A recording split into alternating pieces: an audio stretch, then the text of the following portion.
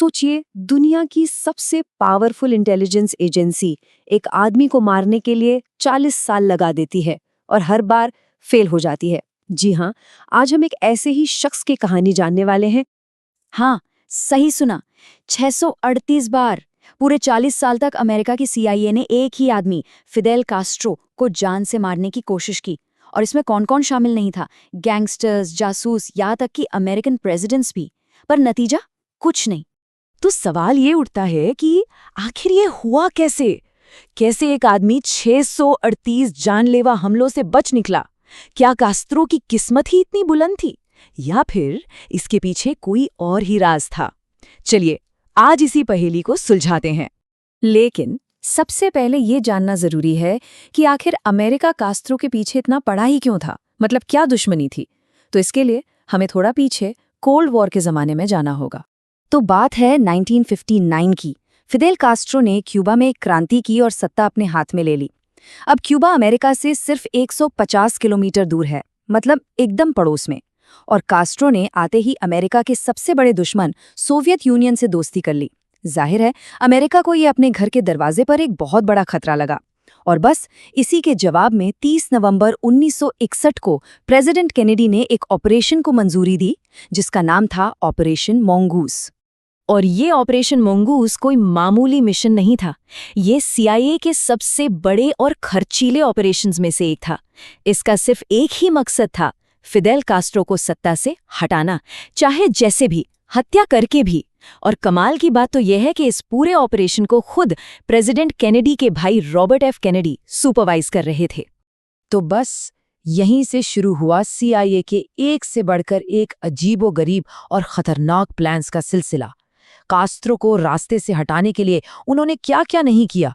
शुरू में तो CIA ने पुराने तरीके ही अपनाए, जैसे अमेरिकन माफिया को सुपारी दे दी, जो अपने क्यूबा के कसीनो छिन जाने से वैसी गुस्से में थे। स्टेडियम में स्नाइपर बिठाए। लेकिन कास्त्रो की सिक्योरिटी इतनी तगड़ी थी कि ये सब फेल हो गया। एक बार तो एक शूटर ने रैली में निशाना साध ही लिया था कि उसे समझ आया कि कास्त्रो के आसपास जो आम लोग दिख रहे हैं वो असल में सादे कपड़ों में उनकी सिक्योरिटी है। बेचारे को मिशन छोड़ के भागना पड़ा। तो जब ये सीधे सादे प्लान्स काम नहीं आए, तब CIA ने अपने एक खास आदमी को बुलाया। एक ऐसा आदमी जिसे लोग द मैड साइंटिस्ट के नाम से जानते थे, सिडनी गॉटलिब। ये जनाब जहर बनाने के एक्सपर्ट थे। ऐसे जहर जिनका पता लगाना लगभग नामुमकिन था। अब यहाँ से प्लान्स और भी फिल्मी होने लगते हैं। CIA को पता चला कि कास्त्रो को एक होटल के कैफे का चॉकलेट मिल्क शेक बहुत पसंद है, तो उन्होंने वहीं के एक वेटर को हायर किया और उसे एक जहरीला कैप्सूल दिया। प्लान था कि मिल्क शेक में मिला दो।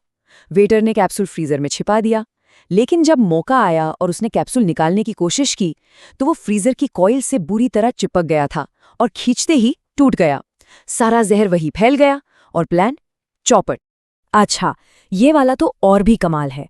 CIA को कास्ट्रो के स्कूबा डाइविंग के शौक के बारे में पता चला, तो मैड साइंटिस्ट ने एक डाइविंग सूट तैयार किया। सूट पर ऐसा फंगस लगाया जो स्किन खराब कर दे और ऑक्सीजन टैंक में TB के कीटाणु भर दिए। अब ये सूट कास्ट्रो तक पहुंचाना था, तो उन्होंने कास्ट्रो के एक अमेरिकी दोस्त जेम्स डोनोवन को ये सूट दिया कि इसे तोहफे में दे देना। लेकिन डोनोवन को, जिन्हें इस साजिश के बारे में कुछ पता नहीं था, लगा कि यार ये सूट तो बड़ा सस्ता सा लग रहा है। उन्होंने वो जहरीला सूट फेंक दिया और अपने पैसों से एक बढ़िया महंगा सूट खरीदकर कास्ट्रो को गिफ्ट कर दिया। मतलब CIA का प्लान फिर फेल। शायद सबसे ड्रामेटिक कोशिश उनकी एक गर्लफ्रेंड मरीटा लॉरेंज के जरिए की गई। CIA ने मरीटा को जहर की गोलियां दी और कास्ट्रो के पास भेजा, लेकिन उसने गोलियां एक कोल्ड क्रीम की डिब्बी में छुपा दी और वो पिघल गईं। और असली ट्विस्ट तो ये है कि कास्ट्रो को इस पूरे प्लान के बारे में पहले से ही पता था। वो मरीटा से मिले, अपनी पिस्तौल निकाली, उसके हाथ में थमाई और कहा, तुम मुझे नहीं मार सकती, कोई नहीं मार सकता। जाहिर है मरीटा की हिम्मत नहीं हुई। इसके बाद CIA ने निशाना बनाया कास्ट्रो की सिगार पीने की आदत को। कास्ट्रो दिन में 15-20 सिगार पी जाते थे, तो CIA ने उनकी पसंदीदा कोहिबा सिगार में इतना विस्फोटक भर दिया कि किसी का सर उड़ जाए। ये विस्फोटक सिगार एक भरोसेमंद एजेंट को दिया गया ताकि वो उसे कास्ट्रो तक पहुंचाए। लेकिन यहाँ भी कहानी में एक ट्विस्ट था। वो भरोसेमंद एजेंट असल में कास्ट्रो का डबल एजेंट निकला। उसने सिगार सीधे क्यूबा की इंटेलिजेंस एजेंसी को जाके दे दिया। विस्फोटक वाले प्लान्स और भी थे, एक हैंडशेक बॉम्ब बनाया गया, मतलब एक ऐसी अंगूठी जो जोर से हाथ मिलाने पे फट जाए। पर दिक्कत ये थी कि इसके लिए एक सुसाइड बॉम्बर चाहिए था और कोई मिला नहीं। एक बार तो एक सड़क के नीचे 500 पाउंड विस्फोटक भी लगाए गए, लेकिन किस्मत देखिए, बारिश हुई, तारों में जंग लग गया और डेटोनेटर चला ही नहीं। तो जब जान से मारने के सारे प्लान एक एक करके फेल हो गए तो CIA ने अपनी स्ट्रैटेजी बदल दी। उन्होंने सोचा अगर हम इसे मार नहीं सकते तो चलो इसकी इज्जत ही खत्म कर देते हैं, मतलब कैरेक्टर असैसिनेशन। और अब जो प्लान्स आए वो तो और भी अजीब थे। एक प्लान था कि कास्त्रो के जूतों में थैलियम सल्फेट पाउडर डाल दिया जाए।